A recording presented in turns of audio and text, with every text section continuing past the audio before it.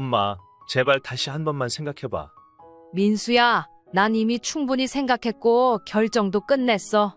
엄마, 진짜 우리한테 이러면 안 되는 거잖아. 그래도 우리가 가족인데. 가족이면 가족답게 행동했어야지. 엄마, 우리가 그동안 뭐 그렇게 큰 잘못을 했다고 그래? 아직도 그걸 모르겠니? 엄마, 우리 이제 어떻게 살라고? 너희는 너희 방법대로 살면 돼. 나는 내 길을 갈 거고. 엄마, 민서는 어쩌라고? 민서는 네가 키워야지. 내가 키울 수 있는 애가 아니야. 엄마, 제발 한 번만 더 생각해봐. 우리 정말 갈 데 없어. 그건 네가 해결해야 할 문제야, 민수야. 민수 씨는 끝까지 매달렸지만 영신 씨는 더 이상 흔들리지 않았습니다. 이제 그만하자, 민수야. 전화를 끊고 난 후 영신 씨는 더 이상 미련을 갖지 않기로 했습니다. 구독과 좋아요, 알람 설정 꾹 눌러주세요.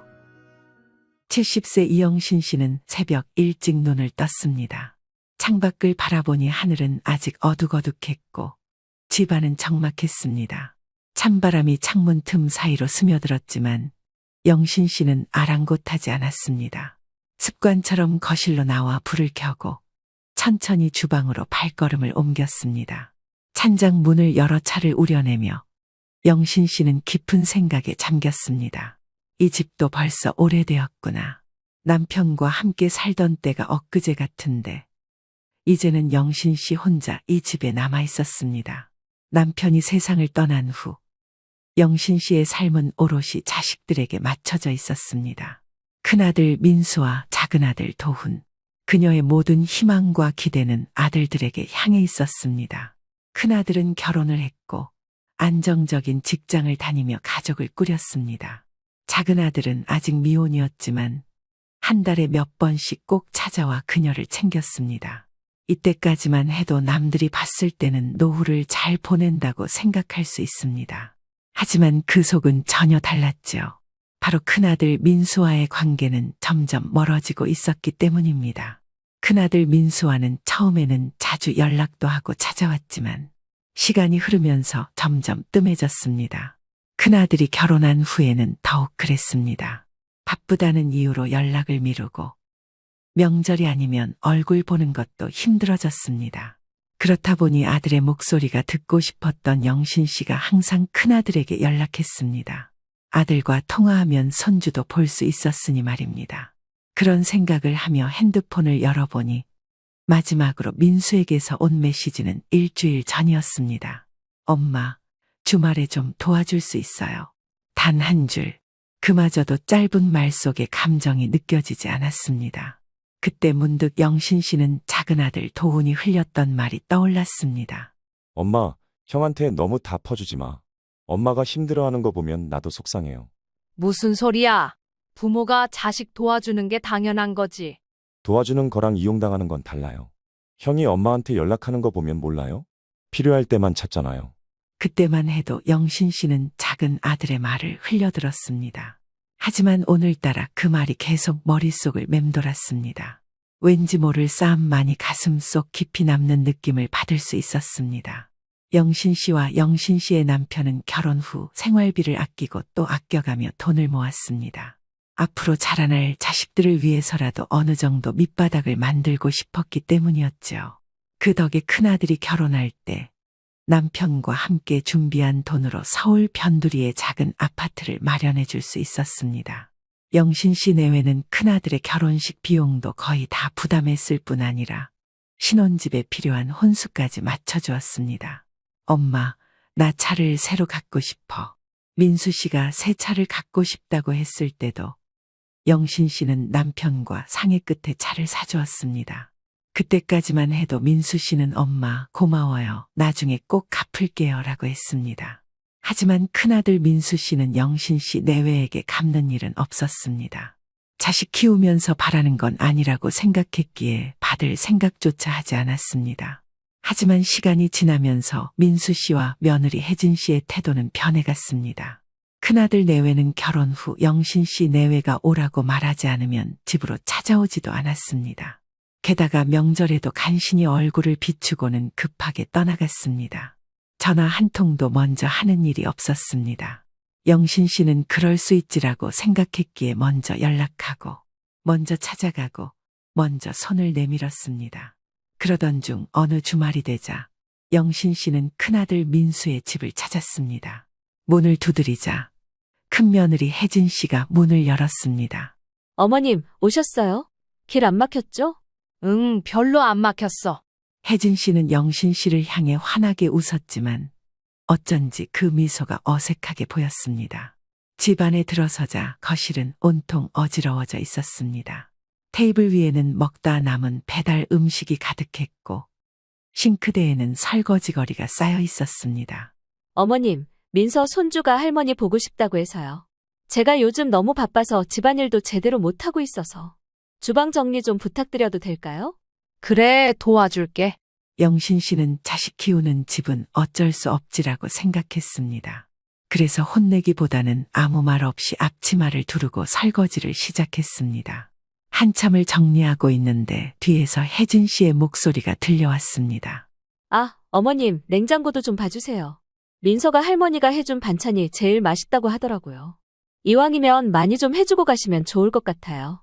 며느리의 말에 영신 씨는 손에 들고 있던 그릇을 내려놓았습니다. 이건 너무 당연한 듯이 시키는 게 아닌가. 그 생각을 마무리 짓기도 전에 손주 민서가 해맑게 뛰어나와 영신 씨의 손을 잡았습니다. 할머니 배고파요. 할머니가 해주시는 밥이 제일 맛있어요. 그 말에 다시 마음을 다잡았습니다. 우리 민서 배고프지? 할머니가 맛있는 거 해줄게. 눈에 넣어도 아프지 않을 손주가 너무나 순수하게 좋아하는 모습을 보니 마음이 녹아버렸습니다. 그날 저녁 큰아들 민수 씨가 퇴근하고 돌아왔습니다. 엄마 오셨어요? 그래, 오랜만에 보네. 네, 요즘 회사 일이 많아서요. 어차피 오신 김에 민서 유치원 숙제도 좀 봐주실 수 있어요? 그 말을 듣는 순간 영신 씨는 울컥하는 마음이 올라와서 더 이상 참을 수 없었습니다. 그래, 도와줄게. 그런데 너는 엄마가 여기 와서 뭘 하는지 한 번이라도 신경 써본 적이 있어? 날이 서 있는 영신 씨의 말에 넥타이를 푸는 큰아들의 손이 멈췄습니다. 네, 무슨 말씀이세요? 엄마는 여기 오면 집안일하고 반찬하고 청소하고 도대체 엄마를 뭐라고 생각하는 거야? 순간 거실이 조용해졌습니다. 그때 며느리 혜진 씨가 어색하게 웃으며 끼어들었습니다. 어머님, 왜 그렇게 서운하게 생각하세요? 그냥 도와주시는 거잖아요. 서운하게? 너희는 엄마를 필요할 때만 부르고 끝나면 내쫓으려 하지 않니? 영신 씨의 말에 민수 씨는 당황한 얼굴로 입을 열었습니다. 엄마, 그게 아니라. 하지만 영신 씨는 더 이상 듣고 싶은 말이 없었습니다. 오늘만 해도 부탁이라는 이름 하에 온갖 일을 해왔으니 말이죠. 그동안 참고 또 참아왔던 감정이 터져 나올 것 같았습니다. 됐어, 나 이제 그만할래. 너희한테 뭘 기대한 내가 바보지. 영신 씨는 조용히 앞치마를 벗고 현관으로 향했습니다.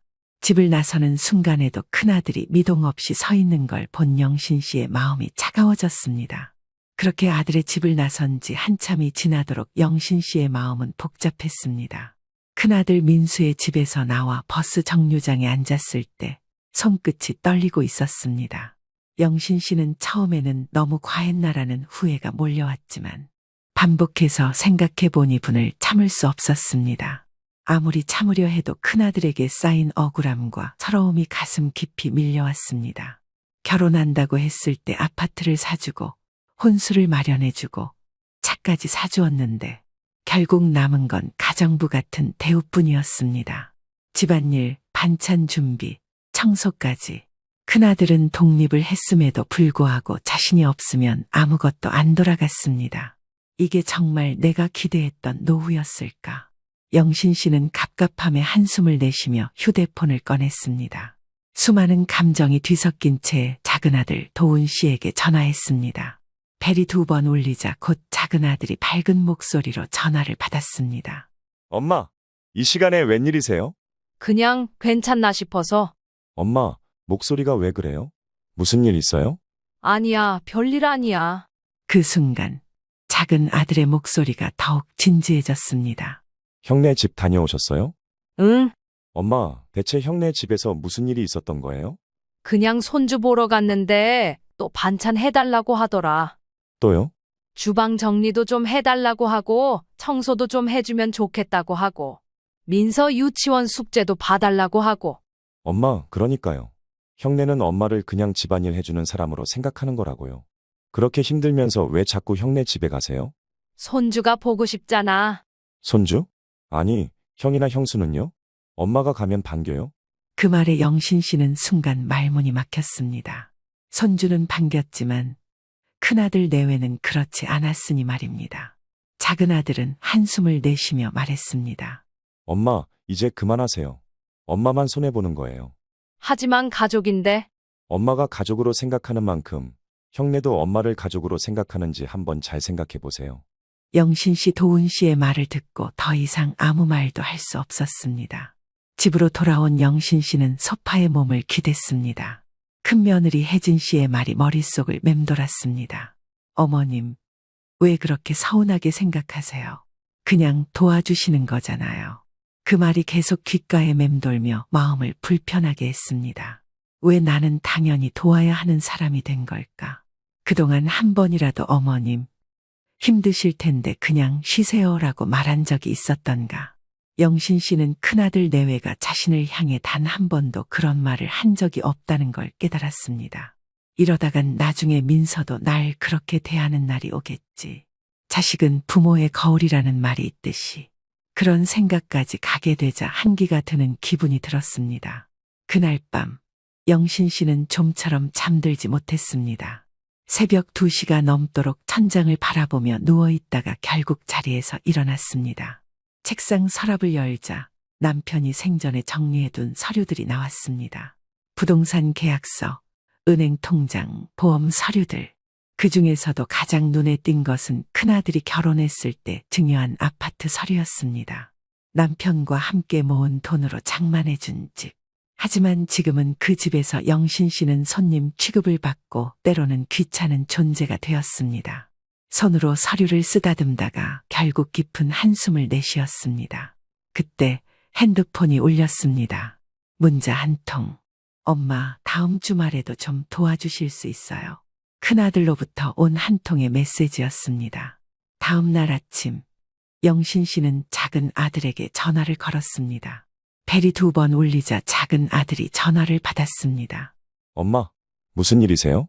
도훈아, 엄마가 내 말대로 좀 생각을 해봤는데 네? 엄마가 형네한테 너무 많이 참은 것 같아. 엄마, 드디어 생각하셨군요. 그런데 어떻게 해야 할지 모르겠어. 작은 아들은 영신 씨의 말을 멈추더니 잠시 후 조용한 목소리로 말했습니다. 엄마, 형한테 받은 거 다 돌려받을 수 있어요. 엄마가 주신 아파트, 차, 혼수 비용까지 다 법적으로 되찾을 방법이 있어요. 정말 그게 가능할까? 가능해요. 변호사랑 상담해 보면 돼요. 제가 아는 변호사 한 분 계시는데 엄마랑 한번 같이 가볼까요? 변호사까지 찾아갈 일이야? 엄마, 형네가 엄마를 가정부처럼 부리는 거 보셨잖아요. 이대로 가면 엄마는 평생 저렇게 사셔야 해요. 변호사라는 말에 영신 씨는 순간 멈칫했습니다. 소송까지 해야 하는 건가? 내가 불화를 만드는 게 아닐까 하는 생각이 영신 씨 머릿속을 가득 채웠습니다. 그러나 그 생각을 정리해 준 것이 바로 작은 아들이었습니다. 작은 아들은 차분한 목소리로 다시 한 번 말했습니다. 엄마, 이제 좀 생각해 보세요. 형이 정말 엄마를 가족으로 생각하는지. 그 말에 영신 씨는 핸드폰을 꼭 쥐었습니다. 이제는 더 이상 물러설 곳이 없었습니다. 영신 씨는 거실 창가에 앉아 텅 빈 찻잔을 내려다보고 있었습니다. 전화 통화 이후 작은 아들이 소개해준 변호사와 만나기로 했지만 마음은 여전히 갈팡질팡했습니다. 작은 아들이 하는 말이 뭔지는 알고 있었습니다. 하지만 법적인 대응까지 생각해야 하는 상황이 서글펐습니다. 자식에게 아낌없이 퍼주었고 아들들이 잘 살기를 바랐을 뿐인데 이제는 자식에게서 빼앗아 와야 할 처지가 된 것이 억울했습니다. 그동안 쌓이고 쌓인 서러움이 한꺼번에 터질 듯했습니다. 그리고 마침내 결심을 굳히게 만든 사건이 벌어졌습니다. 며칠 후 영신 씨는 큰아들의 집을 다시 방문했습니다. 평소와 다름없이 문을 열어준 큰며느리 혜진 씨는 다소 어색한 표정이었습니다. 어머님, 오셨어요?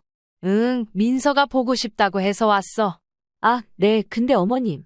사실, 오늘 좀 곤란한데. 곤란해? 네, 사실. 저희 엄마가 오시기로 했거든요. 영신 씨는 순간 말문이 막혔습니다. 그래서 엄마 오시니까 어머님께서 오늘은 좀. 나가달라는 거니? 그게 아니라 엄마가 불편해 하실 것 같아서요.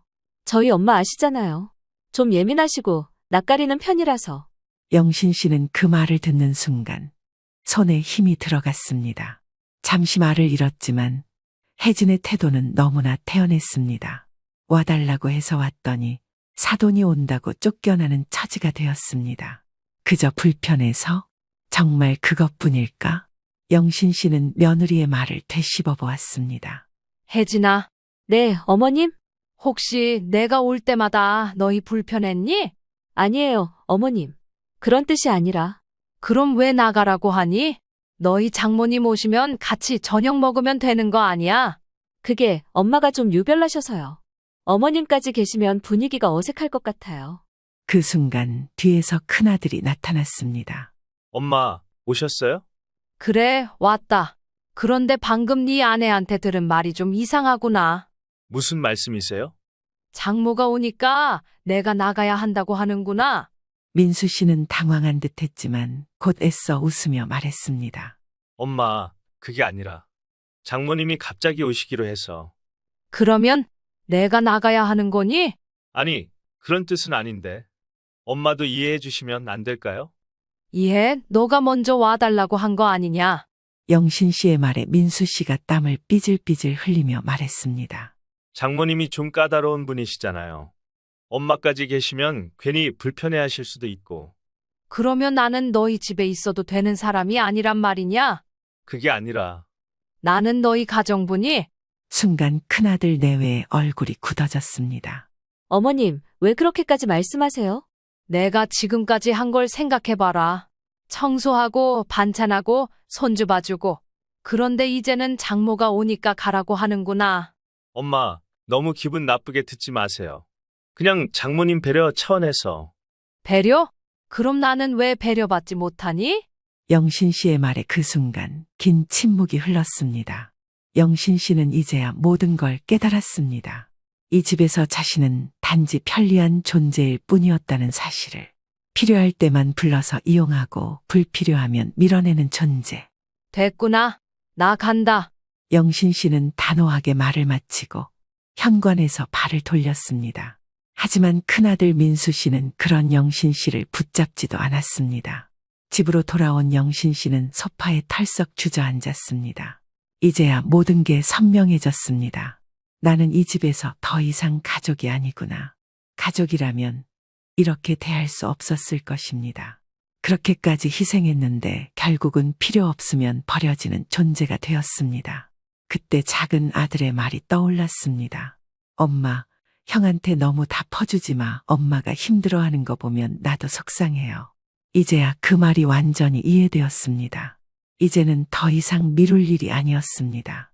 영신 씨는 다시는 큰아들을 바라보지 않을 결심을 하고 있었습니다. 영신 씨는 거울 앞에 앉아 자신을 바라보고 있었습니다. 70이라는 나이는 결코 적지 않았습니다. 세월이 남긴 주름이 깊었고 손등의 혈관은 선명하게 드러나 있었습니다. 한때는 자식들을 위해, 가족을 위해 모든 걸 바쳐 살았습니다. 하지만 지금 그녀에게 남은 것은 무엇이었을까요? 손주를 핑계 삼아 가정부처럼 부려먹는 큰아들과 며느리. 큰아들 내외가 내뱉은 차가운 말들이 귓가를 맴돌았습니다. 장모님이 오시니까 좀 나가주셨으면 해요. 어머님이 너무 예민하게 생각하시는 거 아니에요. 가족이라면 어떻게 이런 말을 할 수 있을까요? 그날 이후 영신 씨는 큰아들 민수 씨에게 연락을 하지 않았습니다. 물론 그쪽에서도 먼저 전화를 걸어오지 않았습니다. 이제야 확신할 수 있었습니다. 나는 이들에게서 이미 오래전에 지워진 존재였구나. 며칠 후 작은 아들 도훈 씨와 만난 자리에서 영신 씨는 조용히 차를 마시고 있었습니다. 도훈 씨는 그런 영신 씨의 얼굴을 살피며 조심스럽게 물었습니다. 엄마, 변호사님 만날 준비는 되셨어요? 도훈아, 네, 엄마. 이제야 네 말이 무슨 뜻인지 알겠구나. 도훈 씨는 말없이 고개를 끄덕였습니다. 엄마가 그렇게 많이 해줬는데도 결국 필요 없으면 내치는구나. 엄마, 형한테 너무 기대하지 마세요. 이제 엄마 자신을 위해서 살아야 해요. 영신 씨는 천천히 숨을 들이마셨습니다. 그래서 네가 말한 변호사님을 만나보려고 한다? 정말요? 응, 이대로는 못 살겠어. 영신 씨의 단호한 목소리에 작은 아들은 놀란 듯 잠시 말을 잃었습니다. 하지만 곧 웃으며 고개를 끄덕였습니다. 잘 생각하셨어요. 변호사님이 준비할 게 많을 거니까 서류도 챙겨가세요. 그래야겠지. 엄마가 지금 가지고 계신 문서들 중에서 형한테 관련된 거 전부 가져가요. 아파트 증여 계약서, 자동차 영수증, 결혼할 때 준 돈 관련된 증거들까지. 응, 알겠다. 도훈 씨는 단단한 목소리로 덧붙였습니다. 이제 엄마도 형이 어떻게 나오는지 똑똑히 보게 될 거예요. 영신 씨는 쓸쓸한 미소를 지었습니다. 이미 충분히 봤어. 다음 날 영신 씨는 아들이 소개해준 변호사 최명석 씨와 마주 앉아 있었습니다. 중후한 분위기의 사무실에서 변호사님은 차분한 목소리로 물었습니다. 이영신 씨, 어떤 문제로 상담을 원하시나요? 영신 씨는 천천히 가방에서 서류들을 꺼내 테이블 위에 올려놓았습니다. 이걸 좀 봐주세요. 명석 씨는 서류들을 살펴보며 가볍게 고개를 끄덕였습니다. 아파트 증여 계약서, 자동차 구매 영수증, 결혼 비용 지출 내역. 다 가지고 계셨군요. 이런 걸 보관하고 있을 줄은 몰랐어요. 남편이 정리해둔 걸 그대로 두었거든요. 이거면 충분합니다. 법적으로 증여는 철회가 가능합니다. 철회할 수 있나요? 네, 민법상 증여자는 특별한 사유가 있을 경우 증여를 철회할 수 있습니다. 특히 효도를 조건으로 증여한 경우 수증자가 이를 이행하지 않으면 취소가 가능합니다. 영신 씨는 변호사의 말에 두 손을 꼭 모았습니다. 그럼 저는 이 재산을 되찾을 수 있는 건가요? 충분히 가능합니다. 하지만 법적 절차가 필요합니다. 내용 증명을 보내고 상대가 응하지 않으면 소송을 제기해야 합니다. 그렇게까지 해야 하나요? 이영신 씨, 지금 이대로 두면 더 심해집니다. 큰아드님과 며느리분이 변하는 일은 없을 겁니다. 영신 씨는 조용히 고개를 끄덕였습니다. 그렇겠죠. 마음 정하셨으면 내용 증명부터 보내겠습니다. 잠시 고민하던 영신 씨는 마침내 결정을 내렸습니다. 네, 시작해주세요. 명석 씨는 서류를 정리하며 단호한 목소리로 말했습니다. 좋습니다. 이영신 씨, 이제부터는 후회하지 마세요. 며칠 후 영신 씨는 변호사 사무실에서 나와 하늘을 올려다보았습니다. 가을 하늘은 청명했지만 영신 씨의 마음은 아직도 무거웠습니다. 집에 돌아와 소파에 앉아 있을 때 영신 씨의 핸드폰이 울렸습니다. 발신인은 큰아들 민수 씨였습니다. 엄마, 이게 뭐예요? 무슨 소리야? 변호사 사무실에서 내용 증명이 왔어요. 이거 진짜예요? 엄마, 지금 장난하시는 거예요? 영신 씨는 담담한 목소리로 대답했습니다. 장난 아니다. 엄마, 우리가 뭘 그렇게 잘못했다고 이러세요? 너는 정말 모르겠니? 민수 씨는 당황한 듯 말을 잇지 못했습니다. 영신 씨는 더 이상 설명할 필요도 없다고 느꼈습니다. 민수야, 너도 이제 한번 생각해봐라. 네가 엄마를 어떻게 대했는지? 엄마, 우리 가족이잖아요. 가족이면 가족답게 행동했어야지. 그 말을 남기고 영신 씨는 전화를 끊었습니다. 이제 영신 씨는 큰아들을 보지 않을 것입니다. 잠시 후 영신 씨는 긴장된 손길로 서류 봉투를 내려다보았습니다. 몇 시간 전 변호사 최명석 씨가 직접 작성한 내용 증명이 큰아들 민수 씨에게 발송되었습니다. 증여 철회.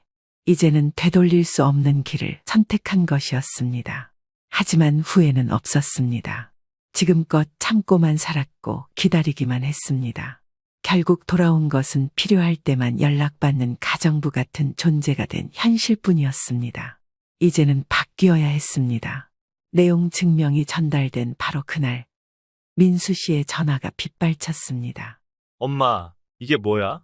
갑자기 이러는 이유가 뭐냐고. 이미 변호사 통해서 이야기 들었을 텐데. 엄마, 진짜 소송이라도 하겠다는 거야? 그래, 네가 엄마를 어떻게 대했는지 생각해봐라. 엄마, 그게 무슨 말이야? 갑자기 이러시면 우리가 얼마나 난감한지 아세요?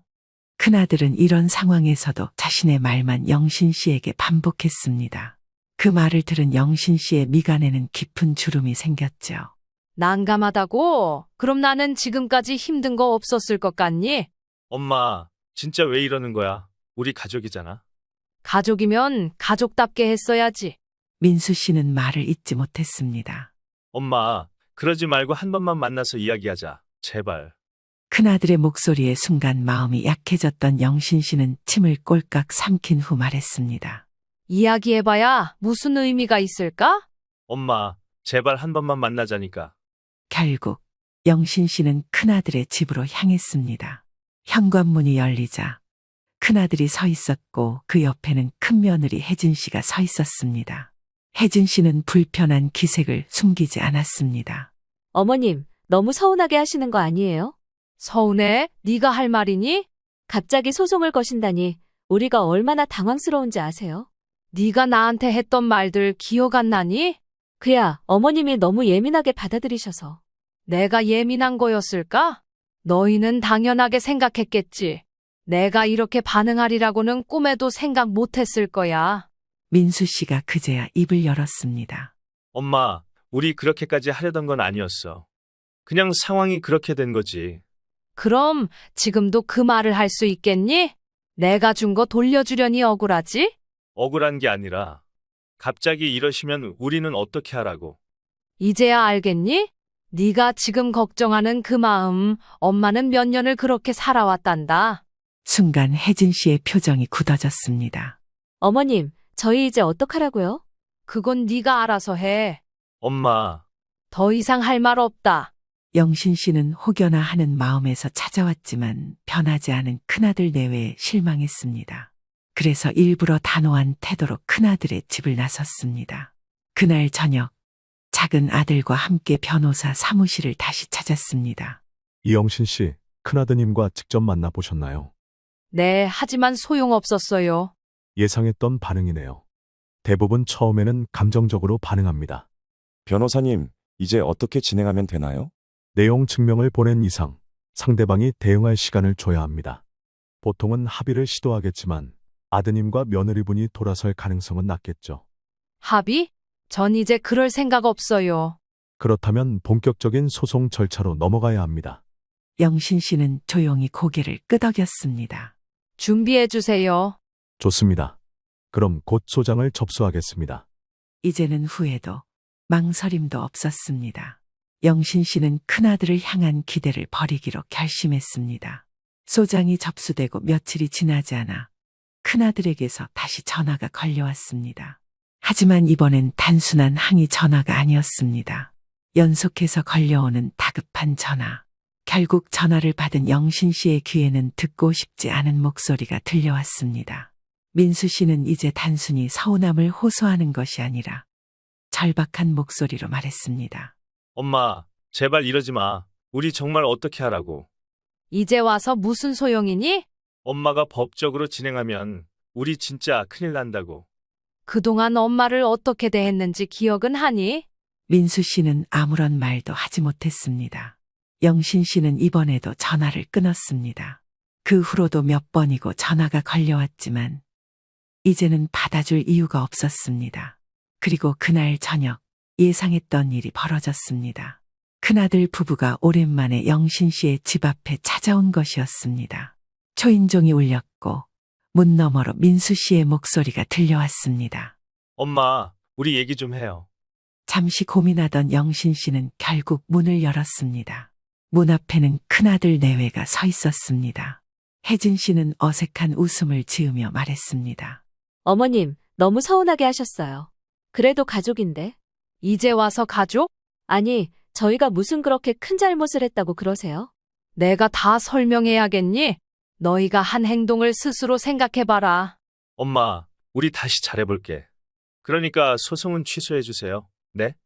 이제 와서 소송 취소하면 네가 다시 예전처럼 행동 안 할 거라는 보장은 있니? 그럼 엄마가 원하는 게 뭐야? 돈이야? 엄마, 돈 필요해서 이러는 거야? 그 말에 영신 씨의 얼어붙은 마음이 더 단단하게 얼어버렸습니다. 돈, 싸늘하게 웃었습니다. 네가 지금 그 말을 입 밖에 내는구나. 정말 끝까지 실망시키는구나, 민수야. 아니, 그게 아니라 엄마가 돈 때문에 이러시는 건 아닐 거 아니야. 그래, 돈 때문은 아니다. 하지만 내가 준 걸 되찾을 거다. 혜진 씨는 여전히 영신 씨를 설득하려 애썼습니다. 어머님, 그냥 화가 나서 그러시는 거잖아요. 좀 식으시면 다시 생각해 보실 수도 있잖아요. 너희가 내 결정을 우습게 보는구나. 엄마, 제발. 우리 민서는 어쩌라고. 민서가 무슨 죄가 있겠니? 하지만 그건 너희 문제지 내 문제가 아니다. 혜진 씨는 드디어 본색을 드러냈습니다. 어머님, 진짜 너무하시는 거 아니에요? 저희가 뭐 그렇게까지 잘못했어요? 그래, 너희 눈에는 이게 별거 아닌 일이지? 당연하죠. 그냥 부모님이 도와주는 거잖아요. 다른 부모님들도 다 이렇게 도와주시고 사는 거고요. 그래, 하지만 난 다르다. 나는 이제 너희에게 아무것도 줄 생각이 없다. 민수 씨는 그제야 눈을 질끈 감더니 분노가 섞인 목소리로 말했습니다. 엄마, 정말 끝까지 가보자는 거야? 그래, 나도 끝까지 가볼 거다. 큰아들 내외는 결국 아무 말도 하지 못한 채 돌아섰습니다. 그날 밤 작은 아들이 영신 씨에게 전화를 걸었습니다. 엄마, 형이 다녀갔다면서요? 응, 뭐래요? 이제 와서 소송 취소해달라고 다시 잘해보겠다고. 그래서 뭐라고 하셨어요? 그럴 생각 없다고 했지. 잘하셨어요. 엄마, 형은 절대 변하지 않아요. 그래서 이제 확실하게 하려고 더는 물러서지 않을 거야. 엄마, 이제 정말 힘든 싸움이 될 거예요. 괜찮으시겠어요? 괜찮다. 이제 와서 포기할 수 없잖니. 도훈 씨는 잠시 침묵하더니 조용히 말했다. 엄마, 정말 강해지셨네요. 이제야 내가 나를 찾은 것 같구나. 며칠 후 영신 씨는 변호사를 다시 만났습니다. 이영신 씨, 이제부터 본격적인 소송 절차를 진행할 겁니다. 네, 준비됐습니다. 아드님과 며느리분이 어떻게 나올지는 예상이 가시죠? 이미 다 겪어봤습니다. 좋습니다. 그러면 우리는 최대한 유리한 방향으로 진행할 것입니다. 증거도 충분하고 판결 가능성도 높습니다. 네, 변호사님. 이젠 정말 후회 없이 하고 싶습니다. 그럼 시작하겠습니다. 이제 모든 것이 본격적으로 진행될 것이었습니다. 영신 씨는 더 이상 과거로 돌아가지 않을 것이었습니다. 영신 씨는 법정에 들어서며 깊은 숨을 들이마셨습니다. 오늘은 영신 씨가 직접 법정에 서서 자신의 입장을 밝히는 날이었습니다. 작은 아들은 영신 씨의 곁에 조용히 서 있었고 변호사 최명석 씨는 단호한 표정으로 서류를 정리하고 있었습니다. 법정 문이 열리자 피고석에 앉아있는 큰아들 내외가 영신 씨 눈에 들어왔습니다. 민수 씨의 얼굴은 초조함과 불안감이 뒤섞여 있었고 혜진 씨는 여전히 불만스러운 표정으로 팔짱을 끼고 있었습니다. 오늘 이 자리에서 모든 것이 밝혀질 것이었습니다. 재판장이 들어오고 법정은 조용해졌습니다. 재판이 시작되자 변호사 최명석 씨가 먼저 입을 열었습니다. 존경하는 재판장님, 원고 이영신 씨는 피고들에게 상당한 재산을 증여하였고 그 조건으로 최소한의 효도를 기대하였습니다. 그러나 피고들은 이를 저버렸고 원고를 단순한 가사도우미처럼 대하며 모욕적인 태도를 보였습니다. 이에 원고는 증여 철회를 요구하며 소송을 제기한 것입니다. 재판장은 고개를 끄덕이며 피고 측 변호인을 바라보았습니다. 피고 측 변호사는 자리에 일어서며 반론을 펼쳤습니다. 재판장님, 원고 측 주장은 사실과 다릅니다. 피고들은 원고를 성심껏 모셨으며 다만 오해로 인해 감정이 상한 부분이 있을 뿐입니다. 원고가 법적으로 증여를 철회할 만큼의 사유가 있다고 보기 어렵습니다. 영신 씨는 차분히 손을 모으며 자신의 변호사를 바라보았습니다. 최명석 변호사는 미소를 지으며 영신 씨를 향해 고개를 끄덕였습니다. 이제 영신 씨가 직접 나설 차례였습니다. 이영신 씨, 증언석으로 나와 주시겠습니까? 영신 씨는 천천히 자리에서 일어나 증언석으로 걸어갔습니다. 법정의 시선이 영신 씨를 향했고 피고석에 앉아있는 큰아들 내외의 표정이 점점 어두워졌습니다. 이영신 씨, 피고들에게 아파트, 혼수 비용, 자동차 등을 증여하셨습니까? 네, 맞습니다. 그 이유는 무엇입니까? 부모라면 자식을 돕는 게 당연하다고 생각했습니다. 그들이 경제적으로 안정되길 바랬고 좋은 가정을 꾸리길 바랬습니다. 그렇다면 왜 지금 증여 철회를 요구하십니까? 그들은 저를 가족으로 대하지 않았습니다. 저는 단순한 도움이나 다름없었습니다. 필요할 때만 찾고 필요 없으면 문 밖으로 내몰았습니다. 어떤 사례가 있었습니까? 집안일을 해달라고 요구했고 손주를 봐달라고 했습니다. 그러면서도 저는 단 한 번도 대접받지 못했습니다. 그저 해야 할 사람이었을 뿐입니다. 혹시 특정한 사건이 있었습니까? 네. 어느 날 장모가 온다고 하며 저를 집에서 내쫓았습니다. 먼저 와달라고 부탁한 것도 가라고 내쫓은 것도 모두 큰아들과 큰며느리였습니다. 저는 그때 깨달았습니다. 이 집에서 저는 더 이상 가족이 아니라는 것을요. 법정안이 순간 정적에 휩싸였습니다. 재판장은 피고석을 바라보며 조용히 물었습니다. 재판장은 피고 측을 향해 이에 대해 할 말이 있습니까? 하고 말했습니다. 그러자 큰아들 민수 씨가 황급히 자리에서 일어나 말했습니다. 재판장님, 그건 오해입니다. 저희는 어머니를 모시고 싶었습니다. 하지만 장모님이 좀 예민한 분이라 어쩔 수 없었습니다. 그럼 나는 불편해도 괜찮았다는 말이니? 민수 씨는 입을 다물었습니다. 재판장은 이영신 씨, 마지막으로 하고 싶은 말이 있습니까? 하고 영신 씨에게 물었고, 영신 씨는 차분한 목소리로 답했습니다. 저는 그들에게 아무것도 바라지 않았습니다. 하지만 최소한 인간적인 대우는 받고 싶었습니다. 그러나 그들은 저를 이용했습니다. 저는 이제 더 이상 참지 않기로 했습니다. 제 권리를 찾고 싶습니다. 법정안은 다시 조용해졌습니다. 그때 혜진 씨가 갑자기 자리에서 벌떡 일어났습니다. 재판장님, 저희가 뭘 그렇게 잘못했습니까? 부모님이 도와주는 게 당연한 거 아니에요? 다른 집도 다 그렇게 살아요. 재판장님, 저희가 앞으로 어머니를 더 잘 모시겠습니다. 부디 증여 철회는 제고해 주십시오. 그러나 그 말에 영신 씨는 단호하게 대답했습니다. 나는 다시는 너희를 믿을 수 없다. 재판장은 조용히 서류를 정리한 후 판결을 내렸습니다. 본법원은 원고 이영신 씨의 주장을 인정하며 피고 강민수와 윤혜진은 원고에게 증여받은 아파트, 차량 그리고 기타 금액을 반환할 것을 명령합니다. 그 한마디에 큰아들 내외의 얼굴은 하얗게 질려버렸습니다. 이게 말이 돼? 엄마, 제발. 영신 씨는 큰아들 내외의 모습을 보며 그대로 뒤돌아 나왔습니다. 법정에서의 판결이 내려진 지 며칠 후, 영신 씨는 변호사 사무실에서 서류를 건네받고 있었습니다. 명석 씨는 꼼꼼히 내용을 설명했습니다. 이영신 씨, 법원에서 명령한 대로 피고 측이 아파트를 명도해야 합니다. 법적으로는 강제 집행까지 진행할 수도 있습니다.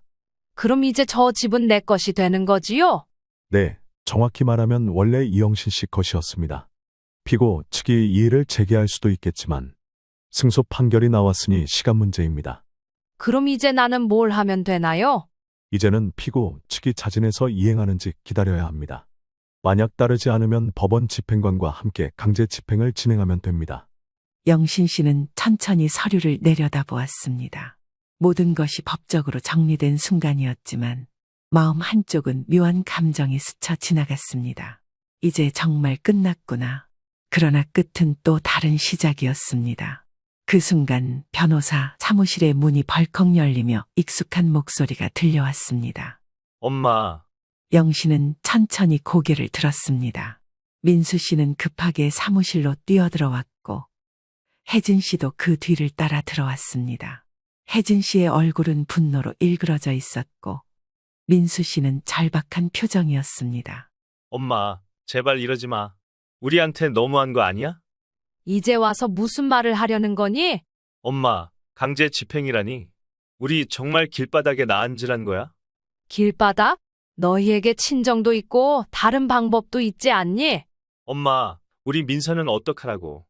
민수야, 민서는 너희 자식이야. 그 아이를 책임질 사람은 너희지, 내가 아니야. 어머님, 이건 아니죠. 저희가 뭐 그렇게까지 잘못했어요? 네가 정말 모르겠니? 영신 씨는 며느리의 말에 어이가 없어지는 기분이 들었습니다. 말문이 탁하고 막혀버리는 것 같았지요. 우리가 그동안 어머님한테 잘못한 게 뭐냐고요. 그래, 내가 직접 말해줄까? 필요할 때만 찾았지. 내가 와서 손주 봐주고 반찬 해주고 집안일 해줄 땐 고마운 줄도 몰랐지. 그런데 이제 와서 무슨 낯짝으로 나한테 이렇게 매달리는 거니? 엄마, 제발 한 번만 봐줘. 우리 진짜 잘못했어. 이미 늦었어. 엄마, 너희는 내가 언제까지 참을 줄 알았니? 나는 더 이상 당하고만 살지 않을 거야. 민수 씨는 더 이상 참지 못하고 고개를 떨구었습니다. 엄마, 우리 정말 갈 곳이 없어. 그건 너희가 알아서 할 문제야. 정말 이럴 거야? 그래, 정말 이럴 거야. 혜진 씨는 드디어 폭발하고 말았습니다. 어머님, 정말 너무하시네요. 그렇게까지 한다고 어머님이 행복할 것 같아요? 적어도 더는 속지 않을 거야.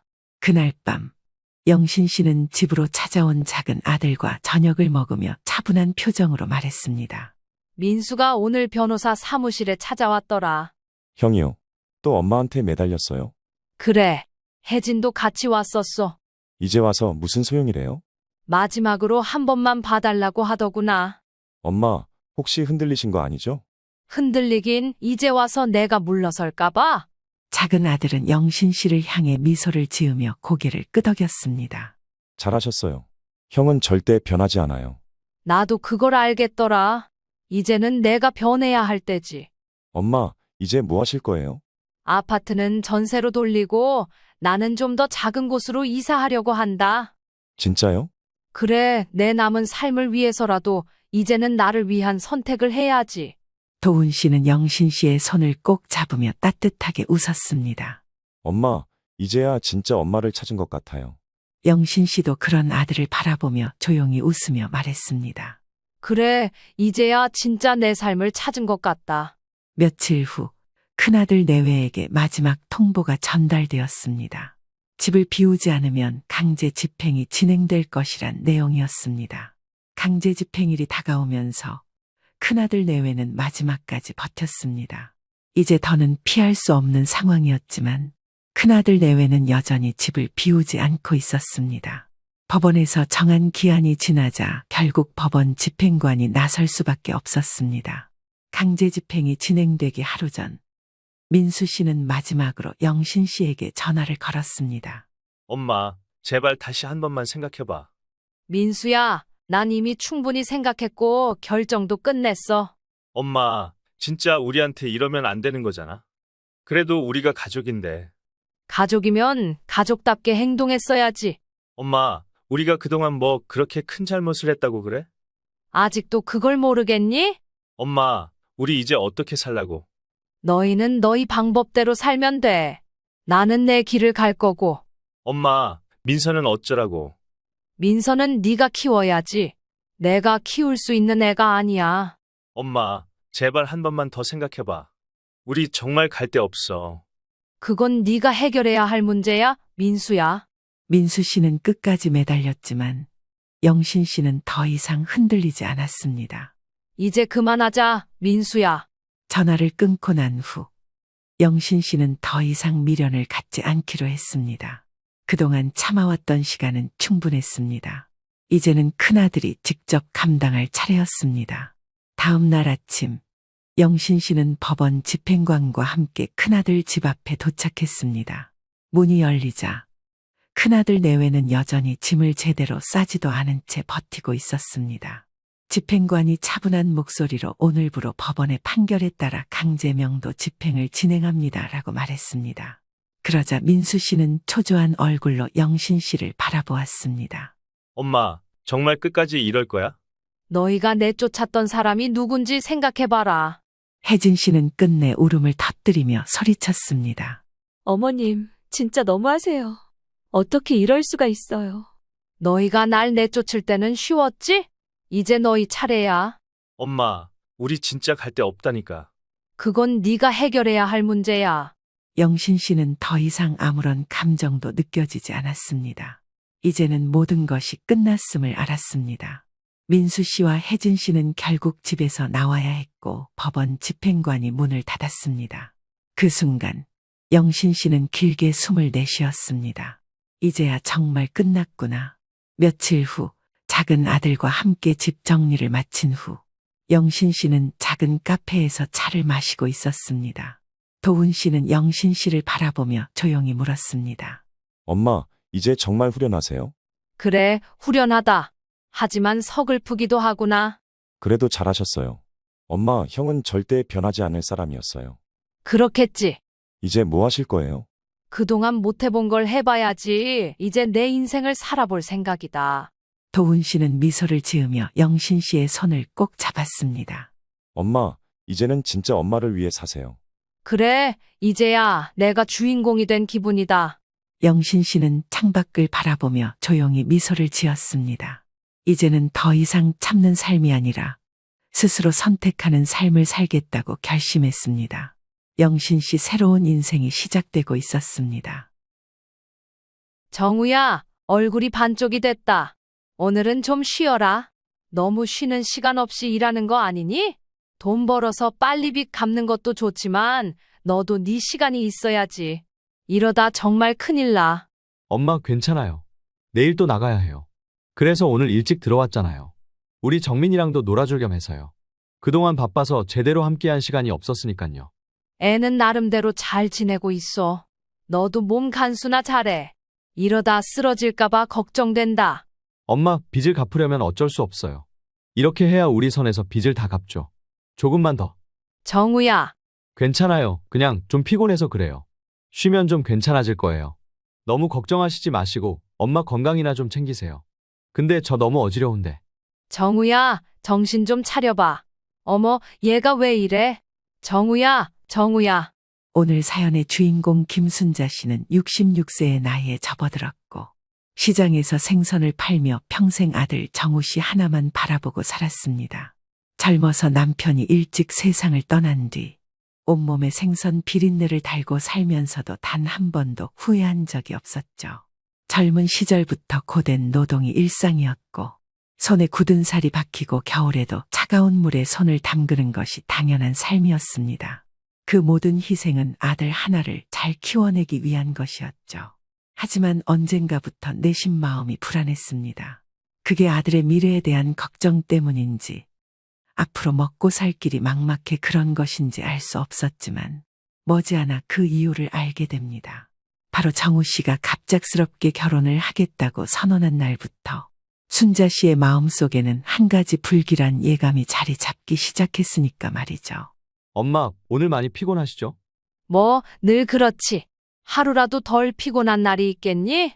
오늘은 진상 손님도 있어서 정신이 하나도 없었어. 세상에 있는 사람들이 더 한다고 옆집 건어물 가게에서 안 말렸으면 경찰까지 불렀을 거야. 장사를 일찌감치 접고 저녁쯤 집으로 돌아온 순자 씨는 물을 한 모금 마시고 소파에 기대 앉았습니다. 따뜻한 온기가 가득한 집안에 몸을 기대니 그대로 쓰러져 잠을 자면 더할 나위 없이 편안할 것 같았습니다. 하지만 왠지 모르게 아들 정우 씨가 어딘가 할 말이 있어 보였습니다. 왜 그러냐? 무슨 일 있니? 엄마, 저 결혼하려고요. 듣던 중 반가운 소리였습니다. 하지만 순자 씨는 어떻게 대답을 해야 할지 몰라 망설였습니다. 사실 그동안 정우 씨가 결혼에 대해 이야기를 한 적도 한 번이 없었습니다. 그런 아들이 갑자기 결혼을 하겠다고 하니 반갑기도 하면서 놀랍기도 했습니다. 뭐? 결혼? 갑자기 웬 결혼? 소개팅으로 만난 여자예요. 한 달 정도 만났는데 정말 좋은 사람이에요. 한 달, 사람이 한 달 만에 알 수 있는 거니? 정우야, 사람은 천천히 알아가야 하는 거야. 엄마, 지혜가 정말 좋은 사람이에요. 저랑 잘 맞고 착하고. 그럼 그 아이는 뭐 하는 아이니? 집안은 어떤데? 회사 다녀요. 작은 무역회사에서 일해요. 가정환경은 엄마가 원하는 그런 조건은 아니지만 착실하게 살아온 사람이에요. 순자 씨는 뭔가 찜찜한 기분이 들었습니다. 하지만 정우 씨가 단호한 태도를 보이는 이상 더 이상 반대해도 소용없을 것 같았습니다. 어떻게 보면 결혼 정년기가 지났으니 마음 맞는 사람을 만나 결혼을 하는 것도 이상할 게 없는 나이였습니다.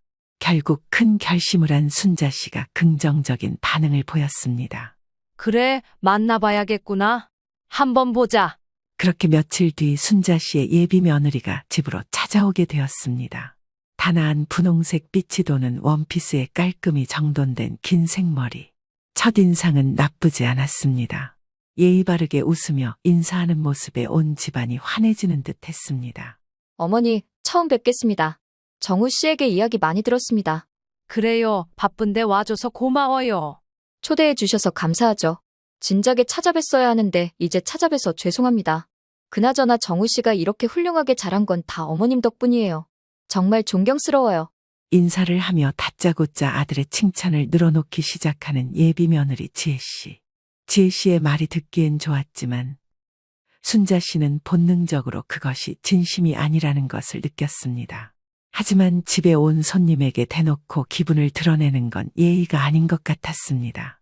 손님이 오기에 정성껏 준비한 음식으로 한 상 가득 차려놓고 살짝 미소 지으며 식사를 권했습니다.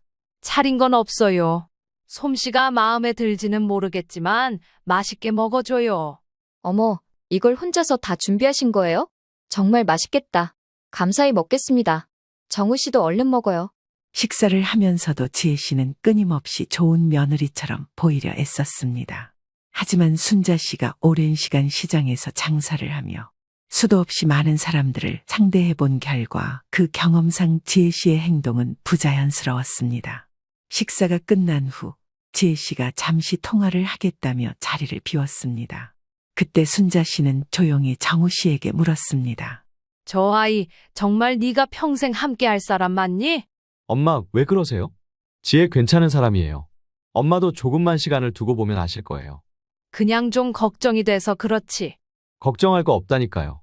엄마 아들 못 믿어요? 정우 씨의 말에 순자 씨는 더 이상 아무 말도 하지 않았습니다. 결국 시간이 흘러 결혼식은 빠르게 진행되었습니다. 결혼식 당일 하늘은 맑았지만 순자 씨의 마음 한편은 무거웠습니다. 그렇게 결혼식이 끝난 뒤 신혼여행을 다녀온 정우 씨 부부는 순자 씨를 집에 초대했습니다. 신혼집도 없이 시작하는 것보다는 나아서 평생 모은 여유자금과 대출금을 보태 마련해준 집이었습니다. 지혜야, 너희는 같이 가게에서 일할 생각은 없니? 결혼하면서 일을 관뒀다고 했는데 매일 집에 있는 것보다는 뭐라도 하는 게 낫지 않나 싶어서 나도 마침 일손이 부족하고 말이야. 싫으면 안 해도 괜찮아. 어머니, 저는 집안일을 더 잘할 수 있을 것 같아요. 장사는 정우 씨랑 어머니가 하시는 게 좋을 것 같아서요. 전 아무래도 그런 일은 해본 적이 없어서요. 그래도 장사도 배우면 좋을 텐데 혹시라도 힘든 일이 생기면 너도 도와야 하지 않겠니? 어머니, 저는 생선 냄새를 정말 못 맡겠어요. 너무 힘들어요. 원래 하던 일도 사무직인데 제가 어떻게 그런 일을 하겠어요? 어머니나 정우 씨는 해오던 일인지는 몰라도 저 갑각류 알러지도 있고요. 알러지. 그 말을 듣는 순간 순자 씨는 본능적으로 알게 되었습니다. 몇 마디를 내뱉지도 않았는데 며느리는 절대 가족을 위해 희생할 사람이 아니었죠. 지금까지 수십 년 동안 자식을 뒷바라지하기 위해 굳은 일을 마다하지 않던 자신과 비교되기 시작했습니다. 요즘 젊은 사람들은 다르다더니 이렇게 다를 수가 있나 싶었죠. 그렇게 시간이 흘러 정우 씨 부부는 슬아의 아들 하나를 낳았습니다. 아이들 크는 속도가 어찌나 빠른지 5살이 된 손주는 유치원에 다니기 시작했죠. 그렇게 여느 때처럼 시장에서 장사를 마치고 집에 돌아오니 거실 한가운데 택배 상자들이 한가득 쌓여 있었습니다. 지혜야, 이게 다 뭐니? 어머니, 그냥 인터넷에서 할인하길래 몇 개 샀어요. 돈이 많이 들었을 텐데 이 많은 걸 다 샀다는 말이냐? 어머니, 걱정 마세요. 잘 계산하고 샀어요. 다 필요한 것들이고요. 이번에 정민이 유치원 입학하면서 필요해진 것도 많고 영양제 같은 것도 먹여야 해서 이것저것 구매해보느라요. 한 번에 배송해주면 좋은데 따로 담아서 보내주는 경우가 있어서 많아 보이는 거예요. 하루가 다르게 쌓여가는 택배 상자들. 이번만이 아니었습니다. 요즘에는 새벽 배송이다 뭐다 해서 장사하러 나가기 전 현관문에서 소리가 들리면 나가보곤 했는데 어김없이 며느리 앞으로 온 택배 상자들이 쌓여 있었죠. 예전 같으면 직접 눈으로 보고 산다지만 요즘 사람들은 아무래도 편리함만 추구하는 것 같았습니다. 그리고 며칠 뒤 지혜 씨는 새로운 이야기를 꺼냈습니다. 어머니, 저 유치원 엄마들이랑 개모임을 만들었어요. 다들 하는 거라서 저도 해보려고요. 나쁘지 않은 것 같아서요. 개모임, 그거 돈 관리 잘못하면 큰일 나는 거야. 다들 믿을 만한 사람들이야. 걱정 마세요. 저 믿고 맡기면 돼요. 다들 같은 유치원 다니는 애 엄마들이고 서로 아는 얼굴들이니까 사기칠 일도 없고요. 원래 믿는 도끼에 발등 찍히는 거다. 안 좋게 이야기하자는 게 아니라 현실이 그래. 아무튼 이왕 들기로 한 거 잘해봐라. 유치원에서 어울리는 몇몇 엄마들과 함께 개모임을 만들었다는 지혜 씨의 말에 순자 씨는 그날 밤 잠을 설치고 말았습니다. 일전에 순자 씨도 개모임을 들었는데 적지 않은 피해를 보았던 기억이 떠올랐죠. 많은 금액은 아니었지만 큰 금액을 맡겼더라면 그 피해는 어마어마했을 겁니다. 집에서 육아와 살림을 한다며 따로 일을 하지 않는 지혜 씨가 정우 씨가 벌어다 주는 돈으로 사치를 부린다 생각하니 속이 쓰린 듯 했습니다.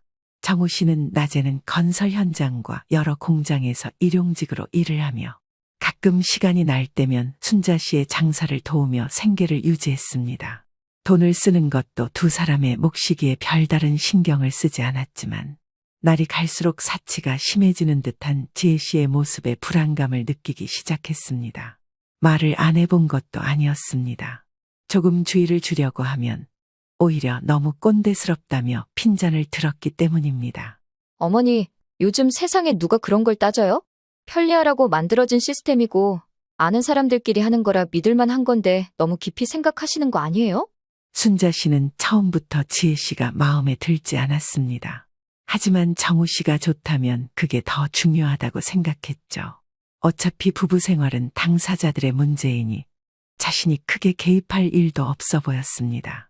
하지만 결혼 후 변해버린 며느리의 모습에 당황스러우면서도 이러면 안 될 것 같다는 생각이 들었습니다. 하지만 지금 와서야 따끔하게 혼을 낸다고 한들 무슨 소용이었나 싶었습니다. 어느 날 순자 씨는 장사를 마치고 늦은 밤 집에 들어왔습니다. 유독 생선 비린내가 몸에 배어 있어 얼른 씻고 싶은 마음이 간절했죠. 하지만 집 안으로 들어선 순간 입을 다물지 못했습니다. 지혜 씨는 소파에 기대어 TV를 보고 있었고 정우 씨는 잠든 모양인지 모습이 보이질 않았습니다. 그리고 손자는 손에 들린 과자와 빵을 열심히 먹고 있었습니다. 정민아, 저녁 안 먹었니? 할머니가 뭐 만들어줄까? 아니에요, 할머니. 저 엄마랑 돈가스 먹고 지금 간식 먹고 있는 거예요. 거실 이곳저곳에는 정우 씨나 손주가 벗어놓은 옷가지들이 널려 있었습니다. 신던 양말고 몇 겹씩 겹쳐나 냄새가 나기 시작했죠. 일도 하지 않고 집에만 있는 며느리가 1시간 정도만 짬을 내서 청소를 했더라면 이런 광경을 굳이 봐도 되지 않았을 겁니다. 잠시 청소를 한 순자 씨는 그제서야 한숨을 내쉴 수 있었습니다. 아이고, 내 정신 좀 봐. 너희 저녁 먹었어? 네, 저희 짜장면이랑 탕수육 배달해 먹었어요. 매번 그렇게 배달 음식 먹는 거야? 밥을 해서 먹어버릇 해야지. 자꾸 배달만 시켜 먹으면 돈도 많이 들고 말이다. 요즘 다들 배달 음식 많이 먹어요. 재료가 안 좋은 것도 아니고 심지어 맛도 있는데 맛있게 먹으면 그만이죠 뭐. 그리고 요리는 좀 제가 못해서요. 너 오늘 저녁은 챙겨 먹었니? 네, 정우 씨랑 배달시켜 먹었어요. 순자 씨는 속에서 한숨이 절로 나왔습니다. 밥을 해서 먹어야지. 자꾸 배달만 시켜 먹으면 돈이 아깝잖아. 요즘 다들 배달 음식 많이 먹어요. 그리고 제가 요리는 좀 서툴러서요. 그래도 네가 살림을 맡았으면 노력이라도 해야지. 장사 끝나고 와서 저녁까지 챙기려면 너무 힘들어. 그럼 저도 가게에서 일하면 되겠네요? 뭐라고? 뜻밖의 말에 순자 씨는 순간 반가웠지만 이내 지혜 씨의 태도에서 묘한 느낌을 받았습니다. 그래, 그게 제일 좋지. 장사하는 법도 배우고 정우랑 같이 하면 좋을 거야. 근데 생선 손질 같은 건 안 하면 안 돼요? 제가 생선 비린내를 너무 못 견뎌서요. 순자 씨는 순간 어이가 없어 헛웃음이 나왔습니다. 그럼 장사는 어떻게 배우겠다는 거야? 그냥 돈 관리 같은 거 하면 안 될까요? 아니면 가게 정리하고 돈 계산하는 거요. 지혜야, 그건 장사가 아니야. 우리 가게에서 중요한 건 손님한테 내놓을 생선을 직접 고르고 손질하는 일이야. 정우 씨가 하면 되잖아요. 전 그냥 손님 응대하는 게 더 맞는 것 같아요. 저는 서글서글 하기라도 하지. 정우 씨는 무표정으로 카운터에 앉아 있는데 그게 장사에 도움이 되겠어요? 그 말에 순자 씨는 더 이상 아무 말도 하지 않았습니다. 아무래도 지혜 씨는 진짜로 장사를 할 생각이 없는 듯 했죠. 그저 아이들이 하원하면 가까이 사는 누구도 도와줄 텐데 그럴 리 없었습니다. 그러던 어느 날 지혜 씨가 또 새로운 요구를 하기 시작했습니다. 어머니, 정민이 말이에요. 아무래도 유치원을 옮겨야 할 것 같아요. 왜, 지금 잘 다니고 있는 거 아니었어? 무슨 일 있는 거야? 무슨 일은 아니고요. 요즘 다들 좋은 유치원 보내잖아요. 교육적으로도 다 따져봐야 하는 시대니까요. 순자 씨는 지혜 씨가 어이없었습니다. 또 어디선가 또래 엄마들이 하는 이야기를 주워 듣고는 그 말이 진짜인 양 믿고 있는 듯 했습니다. 지금 적응 잘해서 1년 넘게 잘 다니고 있는데 갑자기 옮긴다고 하면 정민이가 싫어할 수도 있잖니? 그런 거 하나하나 다 봐주면 아무것도 못해요. 다른 엄마들 얘기 들어보면 사립 다니는 애들이 나중에 여러모로 유리하대요. 다 비슷하지 않니? 솔직히 나는 별 차이를 못 느끼겠단다. 그럼에도 정 바꿔야겠으면 정우랑 잘 이야기해보고 정민이한테도 다시 물어보고 그래. 그래도 손자를 위해 투자해야죠. 부지런히 벌어서 뒷바라지 해줄 수 있을 때 여건 되니까 다니겠다는데 이 상황마저 거절하면 아이는 그냥 매번 뒤처질 수밖에 없어요. 혹시 알아요? 우리 정민이가 의사나 판검사가 될지. 지혜 씨는 끈질기게 사립 유치원을 고집하기 시작했습니다. 순자 씨는 이때부터 지혜 씨가 돈에 대한 감각이 없다는 사실을 확신하기 시작했습니다. 몇 배나 차이나는 교육비에 유치원 말고도 학원을 다녀야 한다며 이곳저곳을 알아보는데 아직 6살밖에 안 된 아이가 감당할 수 있을까 싶었죠. 기껏 배워봤자 덧셈 뺄 셈일 테고 숫자 세보기가 전부일 텐데 말이죠. 며칠 뒤 지혜 씨가 새로운 소식을 가져왔습니다.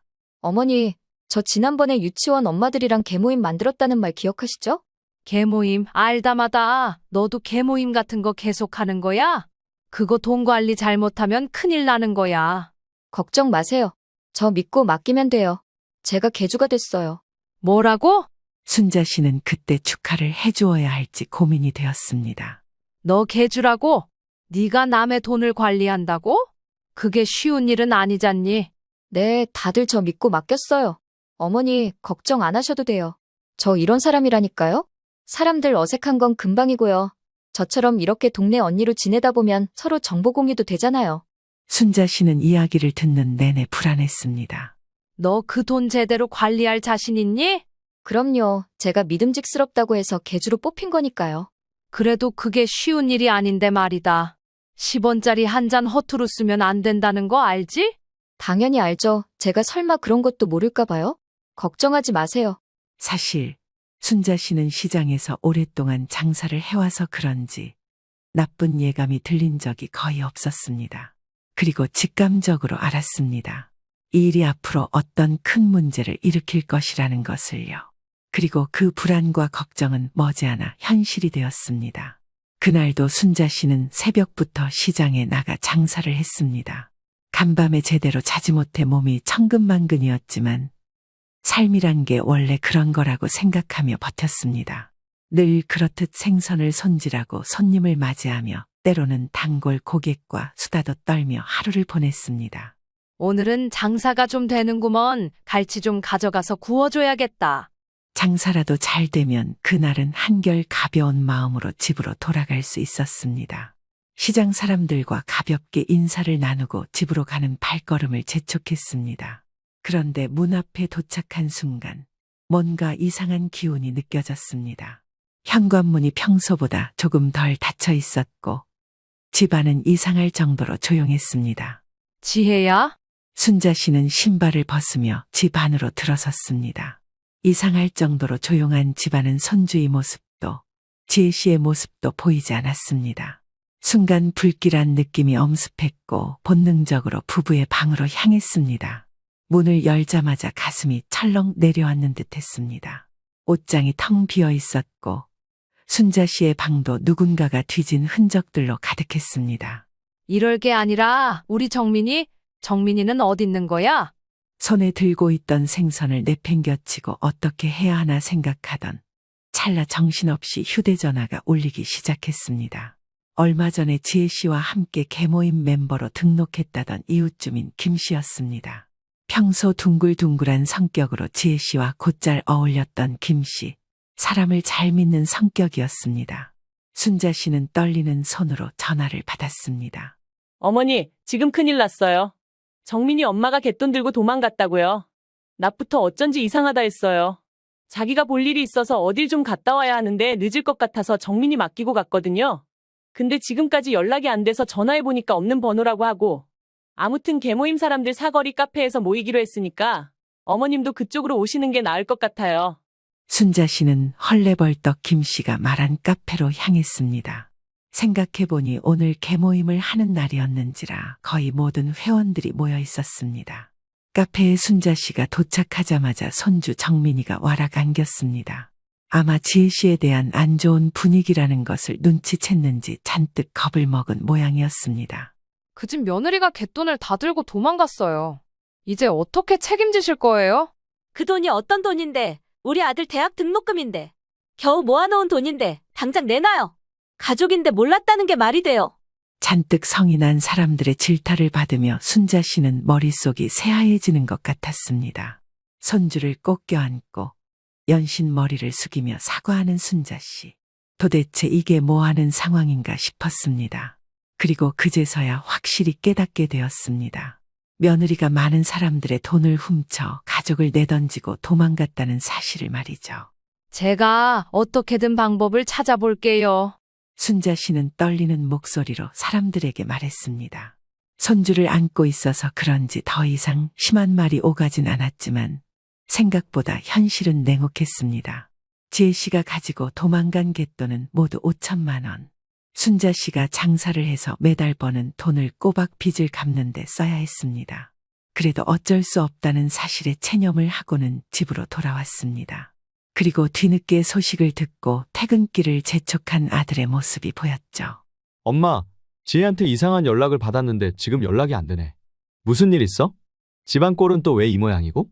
그걸 네가 더 잘 알지 않겠니? 도대체 안 사람 관리를 어떻게 하는 거야? 세상에 망신 중에도 이런 망신이 없어. 꾹 참고 있던 서름과 짜증을 정우 씨에게 표출해버리고 말았습니다. 그제서야 현실을 직감한 정우 씨도 표정이 일그러지기 시작했죠. 순자 씨는 지금까지의 상황을 모두 알려주었습니다. 상당히 충격을 받은 정우 씨는 할 말을 잃은 듯 했습니다. 그러자 정우 씨의 휴대폰이 울리기 시작했습니다. 여보세요. 안녕하세요. 햇살카드론입니다. 이번 달 대출금 원금과 이자가 이체되지 않아 연락드렸습니다. 기한을 넘기시면 부득이하게 연체이자가 발생하는 점 안내드립니다. 그게 무슨 소리세요? 뜬금없이 대출은 뭐고 이자는 뭐고요? 전 그쪽에서 대출을 받은 적이 없는데요. 대출 받으신 분 성함은 윤지혜 씨고 남편분 통장에서 빠져나갈 거라고 하셔서 서류 제출하고 가셨는데 확인 안 되시는 부분일까요?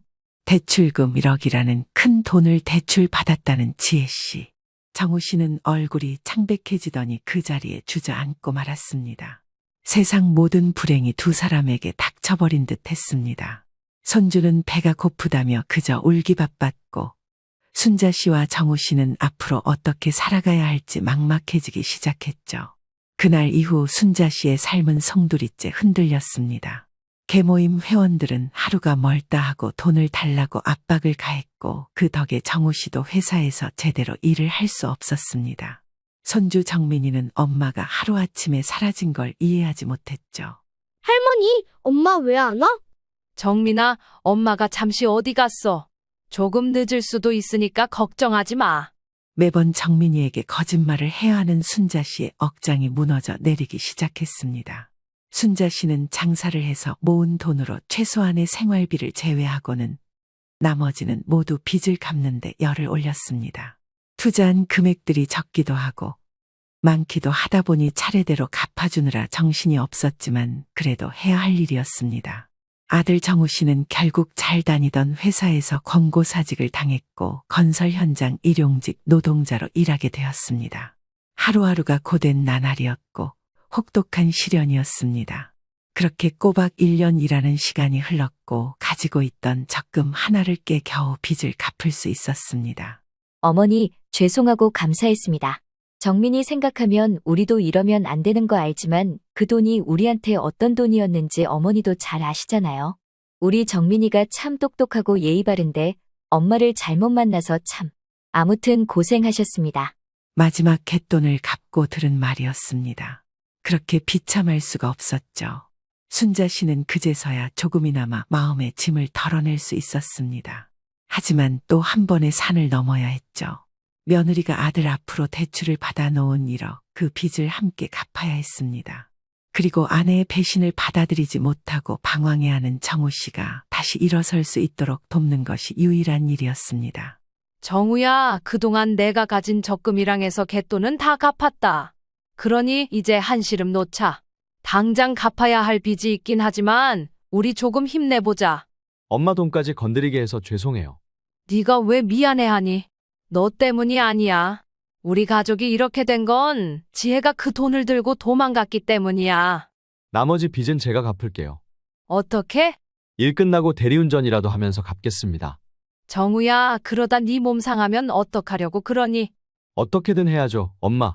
순자 씨는 정우 씨를 말리고 싶었지만 정우 씨의 표정에서 단호함을 읽었습니다. 그날 이후 정우 씨의 하루는 지옥과도 같았습니다. 새벽 6시에 건설 현장으로 향했습니다. 하루 종일 벽돌과 모래를 나르고 무거운 철근을 옮기기도 해야 했습니다. 그렇게 꼬박 12시간을 일하고 집으로 돌아와 간단히 식사를 하고 말끔히 샤워를 하고는 곧바로 다시 일을 하러 나가야 했습니다. 엄마, 저 다녀올게요. 정민이 저녁 좀 챙겨주시고요. 오늘도 늦을 것 같은데 기다리지 말고 먼저 자라고 해주세요. 그래, 알았다. 조심해서 다녀와. 정우 씨는 바로 대리운전을 하러 나갔습니다. 운전대를 잡고 밤거리를 누비며 취객들을 상대했습니다. 술에 취해 헛소리를 하는 손님, 트집을 잡으며 돈을 깎으려는 손님, 차 안에서 험한 말을 내뱉는 손님까지. 그러나 정우 씨는 모든 순간을 묵묵히 참아야 했습니다. 빚을 갚으려면 이런 일쯤은 견뎌야 한다고 자신을 다그치면서 말이죠. 조금만 더 버티자. 그러면 다 해결될 거야. 그렇게 얼마의 시간이 흘렀을까. 정우 씨가 지친 몸을 이끌고 집으로 돌아왔을 때 유독 수척해 보이는 얼굴이 눈에 띄었습니다. 저녁을 준비하다 정우 씨의 얼굴을 보고는 안색을 살피기 시작한 순자 씨. 정우야, 얼굴이 반쪽이 됐다. 오늘은 좀 쉬어라. 엄마, 괜찮아요. 내일 또 나가야 해요. 이러다 쓰러질까봐 걱정된다. 엄마, 빚을 갚으려면 어쩔 수 없어요. 그러나 그 순간 정우 씨가 갑자기 기침을 하기 시작했습니다. 처음에는 가벼운 기침이었지만 점점 심해졌죠. 이상하다 싶을 정도로 심한 기침을 하던 정우 씨는 결국 바닥에 주저앉으며 가슴을 부여잡았습니다. 정우야! 순자 씨는 정우 씨에게 황급히 달려갔습니다. 얼굴이 창백해진 정우 씨는 괜찮다며 애써 웃음을 지어 보였죠. 괜찮아요. 그냥 좀 피곤해서 그래요. 걱정이 이만저만 아니었지만 자고 일어나면 괜찮다는 정우 씨의 말에 걱정을 덜기로 했습니다. 물을 마시고 잠시 쉬고 나니 금세 혈색도 돌아오고 안정을 되찾았으니 말이죠. 그러던 어느 날 순자 씨는 시장에서 장사를 하던 중 오랜 단골 손님과 대화를 나누게 되었습니다. 평소에도 오며 가며 커피 한 잔을 마실 정도로 친했던 손님이었기에 무슨 일이 있나 싶었습니다. 무슨 일 있어요? 순자 씨의 물음에 우물쭈물하던 손님은 어렵게 말을 꺼냈습니다. 이댁 며느님 소식인데요.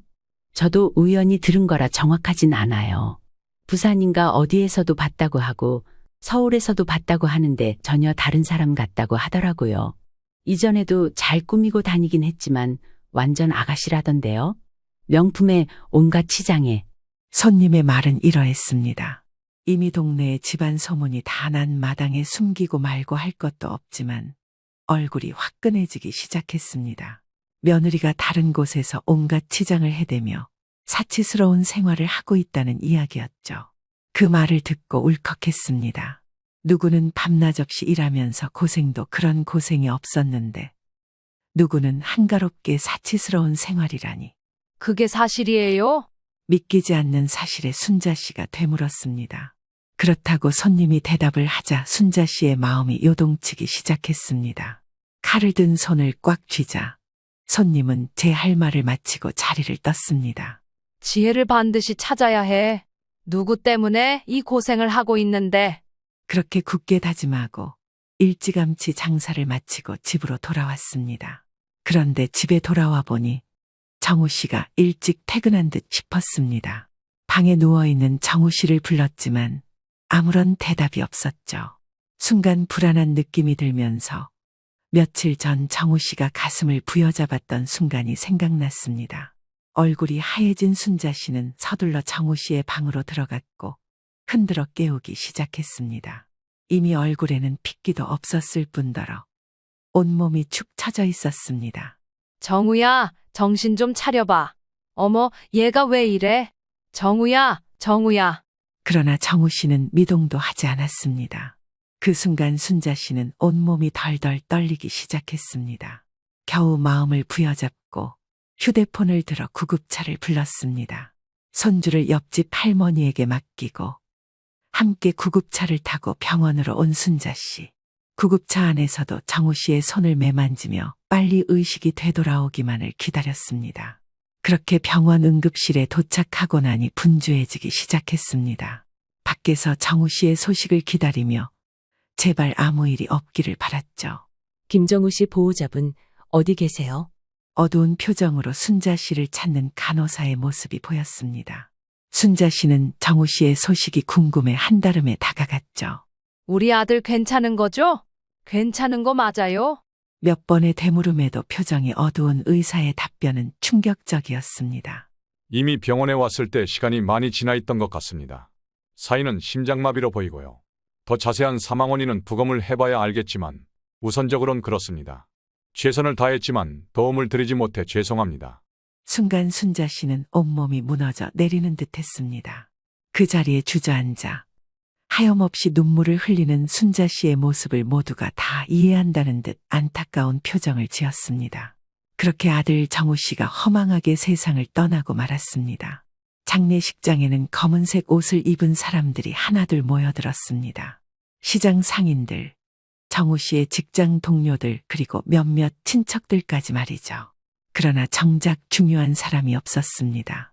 할머니, 아빠는 어딨어? 왜 아빠 사진만 저기 있는 거야? 아무것도 모르는 손주의 말에 애써 울음을 참고 대답해 주었습니다. 아빠, 잠시 쉬고 계신 거야. 그러나 어린아이가 무슨 잘못이 있겠는가. 순자 씨는 안타까운 마음에 손자를 꼭 안으며 하염없이 눈물을 흘렸습니다. 그때 장례식장에 누군가 모습을 보였고 몇몇 사람들이 수군거리기 시작했습니다. 소리가 나는 쪽으로 고개를 돌려보니 그곳에는 그토록 찾아 원망했던 한 사람이 있었습니다. 어머니, 저 왔어요. 여기서 이렇게 뵐 줄은 몰랐네요. 네가 여길 어디라고 온 거야? 식구들 내팽겨치고 나가버릴 땐 언제고? 어머니, 저도 다 사정이 있었다고요. 마지막으로 정우 씨 만나러 왔어요. 순자 씨는 어이가 없었습니다. 남편의 장례식장에 말끔하게 차려입은 정장하며 진하게 칠한 화장까지 마음에 드는 게 없었습니다. 손주도 분위기가 이상하다는 것을 눈치챘는지 자기 엄마가 왔는데도 반기지 않고 순자 씨의 뒤에 숨을 뿐이었습니다. 정우 씨 보내주러 왔어요. 그래도 한때 부부였는데 그 마지막은 정리해줘야죠. 보내드리러 왔다고? 네가 한 짓을 알고도 그런 소리가 나와? 순자 씨는 지혜 씨에게 당장이라도 달려들 기세였습니다. 그러자 주변 사람들이 순자 씨를 말렸죠. 사장님, 진정하세요. 그러나 순자 씨의 울분은 멈출 수 없었습니다. 우리 정우가 왜 이렇게 된 건데? 인연이 우리 아들을 죽였어? 빚더미에 앉게 만들고 밤낮 없이 일하게 만들고 결국 이렇게 만들었다고? 지혜 씨는 아무 말도 하지 않았습니다. 죄송합니다. 면목이 없어요. 그래도 이렇게 온 게 어디예요. 정우 씨도 제가 보고 싶었을 거예요. 너 지금 나랑 장난하자는 거니? 그딴 말로 끝날 일이 아니야. 네가 그런다고 죽은 우리 정우가 살아 돌아올 것 같아? 우리 아들 앞에서 넌 감히 고개를 숙일 자격도 없어. 당장 나가. 그러나 지혜 씨도 쉽게 물러서지 않았습니다. 결국 다른 사람들의 만류에 더 큰 소란을 만들지 않기로 했습니다. 세상에 피부치라고는 손주 정민이밖에 없기에 손주 앞에서 못난 꼴을 보여서는 더더욱 안 됐습니다. 그리고 그땐 몰랐습니다. 지혜 씨가 정말로 마지막 인사를 하러 온 것이 아니라는 것을 말이죠. 장례식을 마친 후 순자 씨는 허탈한 마음으로 집에 돌아왔습니다. 집은 더없이 조용했습니다. 정우 씨의 빈자리가 더더욱 크게 느껴지는 듯했습니다. 그때 전화벨이 울렸습니다. 여보세요? 안녕하세요. 혹시 김정우님 댁 맞습니까? 저는 박형수라고 합니다. 정우 씨 부고 소식 듣고 마음이 참 애통했습니다. 마음은 잘 추스르셨나요? 갑작스레 안부를 물어오는 보험 설계사 박형수 씨였습니다. 정우 씨가 살아생전, 그러니까 결혼하고 얼마 되지 않았을 시점에 가족들 보험을 한번 정리해야 한다며 집으로 데리고 온 손님이었습니다. 어쩐 일이세요? 다름이 아니라 정우 씨가 일전에 보험 관리를 맡기면서 사망보험을 들어두신 게 있습니다. 지을해드려야 해서 확인차 연락드렸습니다. 우리 정우가 보험을 들었다고요? 네, 수익자는 손자분과 어머님으로 지정되어 있습니다. 금액이 꽤 크니 서류 정리를 위해 한번 찾아뵙고 싶습니다. 네, 시간 괜찮으실 때 연락 주세요. 보험 설계사와 통화를 끝내고 순자 씨는 마음이 복잡했습니다. 그러나 얼마 뒤 전화하는 소리를 들었는지 지혜 씨가 방문을 두드렸습니다. 어머니, 잠시 저랑 이야기 좀 하시죠. 그 소리에 순자 씨의 손이 떨리기 시작했습니다. 큰 돈이라는 소리를 들은 건 아닌지 보험금이라는 이야기에 또 무슨 수를 쓰려는 것인지 이제는 두렵기까지 했습니다. 하지만 그 불안한 예감은 딱 맞아 떨어졌습니다. 어머니, 저 보험금 소식 들었어요. 뭐라고? 그거 제 몫이니까 절차 밟아서 제게 주세요. 네가 지금 무슨 말을 하는 거야? 저 정우 씨의 법적인 아내였어요. 그러니까 당연히 제 권리가 있죠. 너 같은 게 우리 가족이었냐? 어머니, 그렇게 안 나오셨으면 좋겠어요. 법적으로도 제가 유리하니까 좋게 해결하자고요. 이 집에서 당장 나가? 어머니, 제가 그냥 물러설 것 같아요? 네가 사람인가 싶다. 우리 아들이 너 때문에 죽었는데. 전 끝까지 이 돈 받아낼 거예요. 두고 보세요. 당장 이 집에서 나가. 너 따위가 더 이상 머무를 곳이 못 된다. 정민이는 내가 어떻게든 키울 거니까 다시는 우리 앞에 나타나지 마. 그게 정민이 인생에도 도움이 되는 길일 테니까. 순자 씨는 지혜 씨를 한참 동안 노려봤습니다. 그리고 결심했죠. 이제 더 이상 지혜 씨를 가만히 두고 볼 수 없는 노릇이었습니다. 그렇게 지혜 씨는 또 다시 사라졌습니다. 그리고는 얼마 뒤 보험금의 일정 부분을 받아야 한다며 순자 씨를 괴롭히기 시작했습니다. 인간의 탐욕은 끝이 없다더니 지혜 씨가 딱 그 짝이었습니다. 집이나 가게에 찾아오는 것은 물론이거니와 하루가 멀다 하고 연락을 해댔습니다. 결국 순자 씨는 오랜 고민 끝에 보험 설계사 형수 씨에게 전화를 걸었습니다. 저 정우 엄마 되는 사람입니다. 어디에 조언을 구할지 몰라서 이렇게 연락드렸어요. 네, 말씀하세요. 김정우 씨 가족 분이니 당연히 도와드려야죠. 안 그래도 내일 찾아뵐까 했는데 무슨 일 있으세요? 그게 말입니다. 정우 전처가 찾아와서 보험금을 달라지 뭡니까? 사실 장례 치르고 집에 며칠 머물렀는데 그때 실장님이랑 나랑 통화하는 걸 들었나 봐요. 그 불효시 같은데 이미 이혼하고 헤어진 지 오랜데 이제 와서 며느리 타령하면서 돈 뜯어내려는 꼴을 내가 못 보겠어서요. 안 그래도 예상은 했습니다. 하지만 법적으로는 정민이 후견인이 어머님이시고 정우 씨고 이미 모든 권리를 어머님께 드린다고 했으니 문제될 건 없습니다. 그런데 계속 아이까지 들먹이며 협박을 해대는데 제가 어떻게 해야 할까요? 법적 싸움으로 가지 않는 게 최선이긴 하지만 아무래도 변호사를 선임하시는 게 제일 안전하고 확실한 방법 같습니다. 제가 믿을 만한 분을 소개해 드리겠습니다. 정우 씨 덕분에 저도 일 많이 풀렸고 조금이나마 보답을 해드려야 할 것 같아요. 제가 문자로 명함 사진 하나 보내드릴게요. 그쪽으로 연락해 보세요. 며칠 뒤 순자 씨는 소개받은 변호사 사무실로 찾아갔습니다. 그리고는 그의 사무실에서 그동안 있었던 일을 모두 설명했습니다. 변호사는 현실적인 조언을 해주었습니다. 현재 정우 씨가 지정해놓은 보험금 수익자는 어머님과 손자분입니다. 며느리분이 직접적으로 청구할 수 있는 권리는 없습니다. 하지만 며느리분이 소송을 건다면 상황이 복잡해질 수 있습니다. 재산권이라는 게 있는데 그걸 주장한다면 살면서 가정에 기여를 얼마나 했는지 이것저것 따져본 뒤에 일정 부분을 지급하게 될 수도 있습니다. 하지만 법이란 게 그런 불순한 의도로 접근한 사람들의 편을 쉽게 들어줄 리 없죠. 제가 몇 가지 진행을 도와드릴 테니 조치부터 취하시죠. 첫 번째는 지혜 씨가 더 이상 순자 씨와 손자에게 접근을 하지 못하도록 접근 금지 신청을 하는 것이었습니다. 지속적인 괴롭힘이 있고 협박을 해대는 통에 두 사람은 두려움에 떠는 날이 많았으니까요. 손자도 자기를 낳아준 엄마지만 이제는 친근함보다는 거부감이 더 드는 듯 했습니다. 그리고 두 번째로 손자 정민이의 법적 후견인을 순자 씨로 지정하는 것이었습니다. 실질적으로 지금껏 육아와 살림을 도맡아 하면서 가족의 생계를 책임지고 있는 건 순자 씨의 몫이었기 때문이었죠. 그리고 무엇보다도 사람이길 포기한 지혜 씨 밑에서 자라나게 하고 싶지 않았습니다. 변호사를 통해 모든 준비를 마쳤고 강력하게 법적 대응을 하기로 결정했습니다. 할머니, 오늘 유치원에서 그림 그렸어요. 그래, 우리 정민이가 무슨 그림 그렸는지 할머니한테도 보여줘야지. 아빠랑 할머니랑 나랑 같이 있는 그림 그렸어요. 순자 씨는 순간 가슴이 뭉클했습니다. 그때였습니다.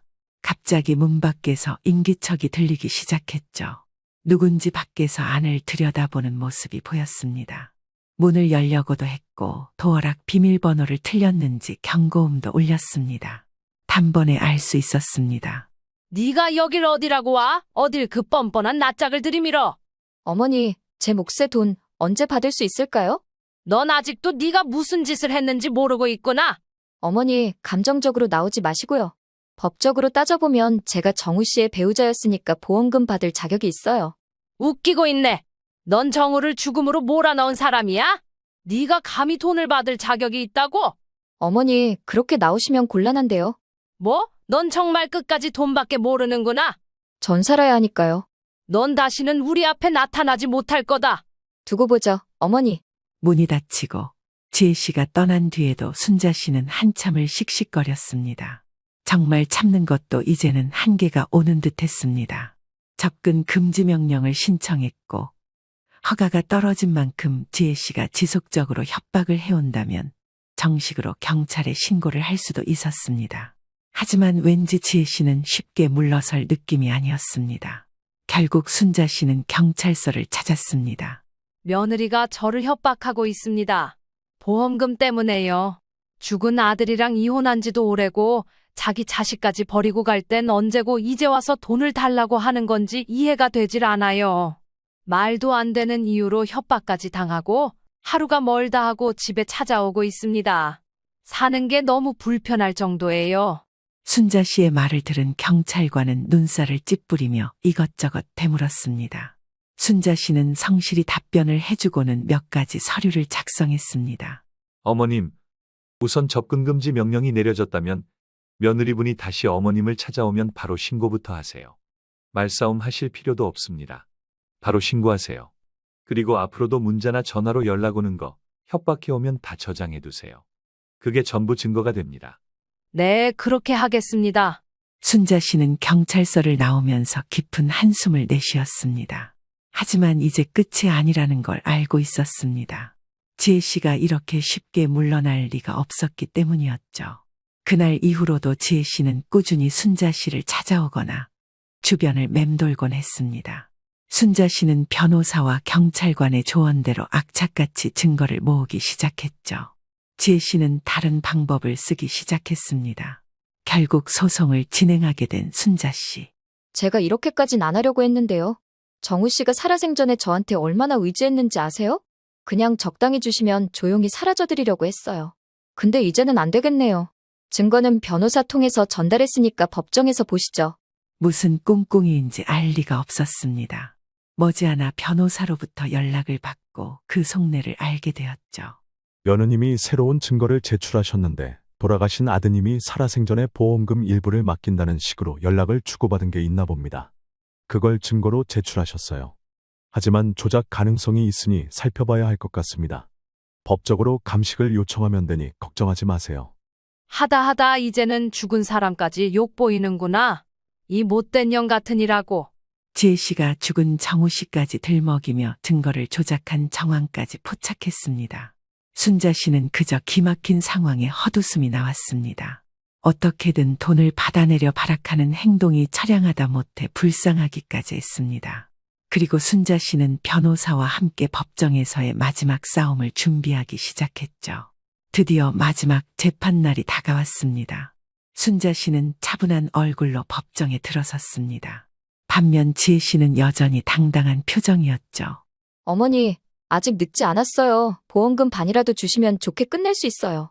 지금 네 꼴을 봐라. 네가 이길 가능성이 있다고 생각하니? 끝까지 가보면 알겠죠? 재판이 시작되었습니다. 양측 변호사가 눈에 불이 켜도록 서로 증거를 들이밀려 싸우기 시작했습니다. 하지만 결국 지혜 씨가 제출한 모든 증거가 거짓임을 증명하는 결과지를 내밀었습니다. 얼마 전 경찰을 통해 법적으로 판별이 가능한지 의뢰를 맡겼다던 바로 그 내용이었죠. 원고 윤지혜의 보험금 청구는 기각합니다. 또한 원고가 제출한 증거가 조작된 것으로 밝혀짐에 따라 향후 추가적인 법적 조치가 있을 수 있습니다. 아니야, 이럴 리가 없어. 네 꼴이 딱하다, 윤지혜. 이제 네가 감당해야 할 차례야. 이대로 끝날 거라고 생각하지 마요. 며칠 후 순자 씨는 정민이와 함께 시장에서 생선을 정리하고 있었습니다. 하루를 마무리하고 집에 가서 늦은 저녁을 먹기로 했기 때문이었습니다. 나이가 어린 손자 정민이는 지금껏 모든 상황을 지켜봐왔고 그 때문인지 눈치가 빨라졌습니다. 할머니, 이제 우리 괜찮아? 그래, 이제 괜찮아. 우리 정민이만 잘 크면 돼. 순자 씨가 법적으로 승소한 이후 지혜 씨는 완전히 사라지는 듯 했습니다. 하지만 지혜 씨는 쉽게 물러날 생각이 없었습니다. 예상한 대로 지혜 씨는 기상천외한 방법으로 순자 씨와 정민이를 괴롭히기 시작했습니다. 집 앞에 깨진 유리 조각들과 협박 편지를 두고 간다든지 알 수 없는 행동을 계속했죠. 변호사님, 소송까지 마무리 지었는데 계속해서 찾아오고 협박하면 이거 바로 신고해도 문제 없는 거죠? 오히려 도움이 됩니다. 지속적인 협박은 스토킹에도 해당되기 때문에 가차없이 신고하세요. 제가 일전에 말씀드렸던 것처럼 굳이 상대하실 필요 없습니다. 바로 신고하세요. 자기가 배 아파 낳은 자식이 있는데도 거리낌 없이 몰상식한 행동을 하는 지혜 씨가 이해가 되지 않았습니다. 더 이상 순자 씨에게 자비란 없었습니다. 며느님이 신고자분과 대면을 원하시는데 수락하시겠습니까? 아니요. 앞으로 살면서 마주할 일도 없을 뿐더러 지금은 더더욱 마주치고 싶지 않네요. 이제 와서 빌어보기라도 할 작정인데 저한텐 그럴 여유가 없다고 전해주세요. 어린 아이 두고 그딴 짓을 했는데 가만히 두고 보진 않을 거라고 전해주세요. 네, 알겠습니다. 합의를 보려고 대면 신청을 하신 것 같은데 신고자분 의도를 알았으니 법적 조치를 취하겠습니다. 고소장 제출하고 지금까지 위반한 사항들에 대해서도 별도로 청구가 가능한데 변호사 통해서 진행하시면 됩니다. 그렇게 지혜 씨는 마지막 발악을 뒤로하고 더 이상 순자 씨 앞에 나타나지 않았습니다. 들리는 얘기에 의하면 순자 씨가 신고한 것 말고도 돈을 갚지 않고 도망을 다니다가 소송이 걸렸고 갚지 못할 능력이니 어쩔 수 없이 복역을 해야 한다고 했습니다. 앞으로 몇 년간, 아니 평생 보지 않을 생각이지만 이제야 마음이 조금 후련해진 느낌이었습니다. 순자 씨는 모든 일을 마무리하고 오랜만에 즐거운 마음으로 시장에 나갔습니다. 세상이 조금씩 달라 보이기 시작했죠. 모든 순간들이 새롭게 느껴지기 시작했습니다. 할머니, 오늘 유치원에서 선생님이 나 칭찬해줬어. 그래, 우리 정민이가 뭐라고 칭찬받았는데? 친구 도와줬다고 착한 아이라고 했어. 순자 씨는 활짝 웃으며 손자의 머리를 쓰다듬었습니다. 좋지 않은 일이 있었는데도 불구하고 밝게 자라주는 모습을 보면 마음이 아프기도 하고 뿌듯하기도 한 순자 씨였습니다.